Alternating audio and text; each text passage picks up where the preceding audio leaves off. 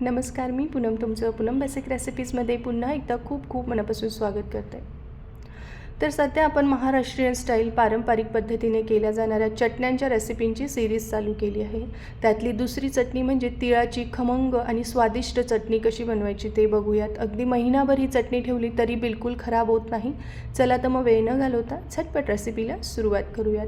त्यासाठी मी इथे गावरान तीळ घेतला आहे, एक मोठा बाऊल भरून. साधारण वजनी म्हणाल तर 200 ग्रॅम हे तीळ आहे. तर चटणी करताना शक्यतो गावरान तिळाचा वापर करा, ज्यामुळे ही चटणी चवीला खमंग लागते. आता लो टू मीडियम फ्लेमवर आपल्याला ही हलक्याशा सोनेरी रंगावर भाजून घ्यायची आहे. तीळ भाजताना सतत ढवळत राहणार तर ती लवकर खाली कढईला लागू शकते. तोपर्यंत तुम्हाला एक निवेदन आहे, तुम्ही अजून माझ्या चॅनलला सबस्क्राईब केलं नसेल तर प्लीज नक्की सबस्क्राईब करा आणि बेल आयकॉनवर क्लिक करा. सबस्क्राईब करणं पूर्णपणे फ्री आहे, तर नक्की माझ्या चॅनलला सबस्क्राईब करा. तीळ जसं भाजलं जातं ते तडतड उडायला लागतं आणि असं टम्म फुगल्यासारखं दिसतं. तीळ छान भाजलं गेलेलं आहे. एका ताटामध्ये काढून गार करायला ठेवूयात. आता गॅसची फ्लेम मी बंद केलेली आहे. गरम कढईमध्ये आपल्याला साधारण 7 ते 8 लाल सुक्या मिरच्या टाकून घ्यायच्या आहे. गॅस बंद करून आपल्याला फक्त गरम कढईमध्ये ह्या मिरच्या थोड्याशा भाजून घ्यायच्या आहे.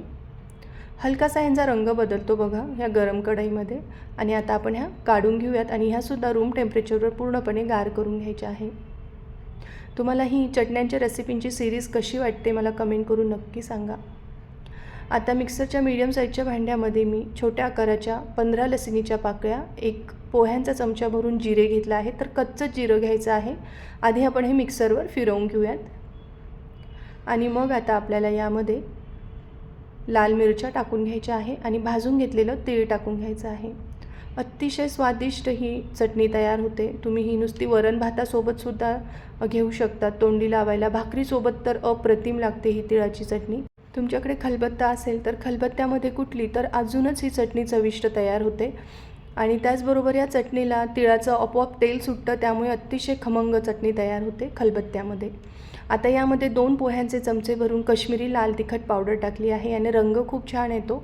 त्यानंतर चवीनुसार आपल्याला यामध्ये मीठ टाकायचं आहे आणि पल्स मोडवर आपल्याला 3 ते 4 वेळेस या चटणीला व्यवस्थित फिरवून घ्यायचं आहे. तर या ठिकाणी बघा आपली खमंग तिळाची चटणी रेडी झाली. तुम्ही रंग बघू शकता किती सुरेख आलेला आहे. तर तुम्हीसुद्धा अशी तोंडी लावण्यासाठी आवर्जून तिळाची चटणी करून बघा. रेसिपी आवडली तर कमेंट करून नक्की सांगा. माझा हा व्हिडिओ पाहिल्याबद्दल तुमचे मनापासून खूप खूप धन्यवाद.